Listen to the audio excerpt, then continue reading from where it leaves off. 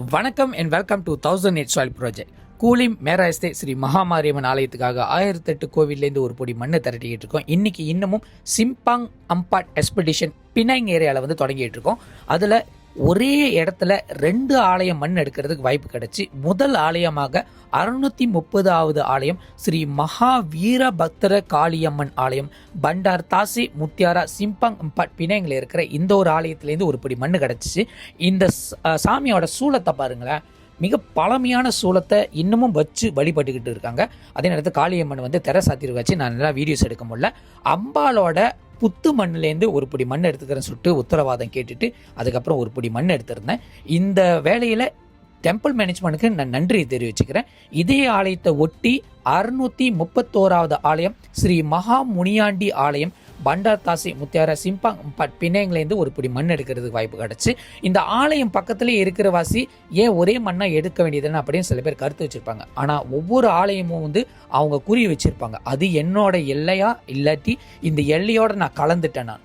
அப்போ சில இடத்துல 3 கோயில் இருந்தால் கூட ஒரு மண் தான் சொல்லுவாங்க, சில இடத்துல 2 கோயில் இருந்தால் கூட 2 மண்ணுன்னு சொல்லுவாங்க. இந்த வேலை டெம்பிள் மேனேஜ்மெண்ட் நன்றி தெரிவிச்சுட்டு அடுத்து 632வது ஆலயமாக ஸ்ரீ ராஜ முன்னீஸ்வரர் ஆலயம் தமன் சிம்பாங் அம்பாட் பினாங்லேருந்து ஒரு பிடி மண் எடுக்க வந்திருக்கேன். இந்த ராஜ முன்னீஸ்வரர் ஆலயம் சொல்றது முன்பு ஒரு பெரிய தோட்டத்துக்குள்ள அமர்ந்திருந்தாரு. அதுக்கப்புறம் அந்த இடத்த சுத்தம் பண்ணி இந்த ஐயாவுக்கு தனி இடம் கொடுத்துருந்தாங்க.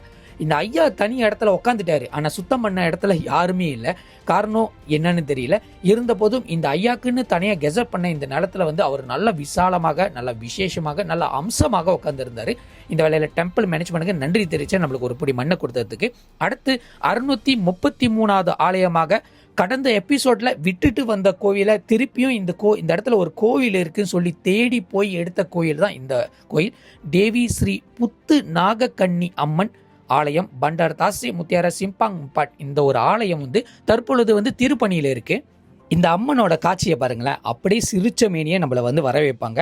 இந்த ஆலயத்திலேருந்து ஒரு பொடி மண் எடுக்கணும்னு சொல்லிட்டு ப்ரீவியஸ் எபிசோட்லேயே போய் கேட்டிருந்தேன். ஆனால் ஆலய நிர்வாகம் யாருன்னு தெரியல. பட் அந்த அன்னைக்கு, அதாவது நான் மண் எடுக்கிற அன்னைக்கு ஒருத்தர் இருந்தார், தாராளமாக எடுத்துங்க, இது நாங்களும் கமிட்டி மெம்பர்ஸ் தான், நாங்கள் உத்தரவாதம் கொடுக்குறோம் சொல்லியிருந்தாங்க. இந்த ஆலயத்துக்கு பின்னாடி அவ்வளோ பெரிய புத்தை ப்ரிசர்வ் பண்ணி அதுக்கு உண்டான ஒரு நாக சின்னத்தெல்லாம் உருவாக்கி இங்கே நாக வழிபாடு செய்யணும், நாக பஞ்சமி செய்யணும் சொல்லிட்டு உருவாக்கி வச்சுருக்காங்க. தற்பொழுது திருப்பணியில் இருக்கிற வாசி இந்த ஆலயம் இன்னும் செயலுக்கு வரல.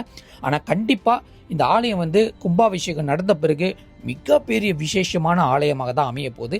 இதுக்கு முன்னாடி நிறைய நாகக்கண்ணி ஆலயத்திலேருந்து, நாகேஸ்வரி ஆலயத்திலேருந்து, நாகம்மன் ஆலயத்திலேருந்து நம்ம மண் எடுத்திருக்கோம். அங்கெல்லாம் கோபுரம் இருந்து வச்சிருக்க கோயில் பார்த்தோம்ல, இந்த கோயிலும் அடுத்த லிஸ்ட்டில் வரப்போகுது. அதுக்கு அந்தாண்ட 634வது ஆலயமாக ஜலன் புங்காலன் முன்னீஸ்வரர் ஆலயத்திலேருந்து ஒரு பொடி மண் எடுக்க வந்திருந்தேன். ஐயா ரொம்ப ரோட்டு ஓரத்திலே தான் இருக்காரு.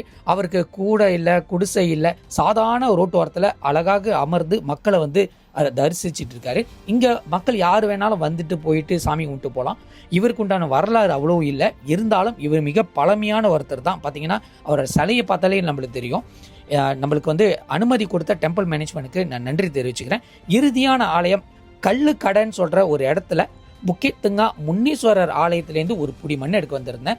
இந்த ஆலயம் ரொம்ப சிம்பிளிஃபையாக வச்சு அழகாக அந்த எஸ்டேட்டுக்கு ஏற்ற மாரி அழகாக உருவாக்கி வச்சுருக்காங்க.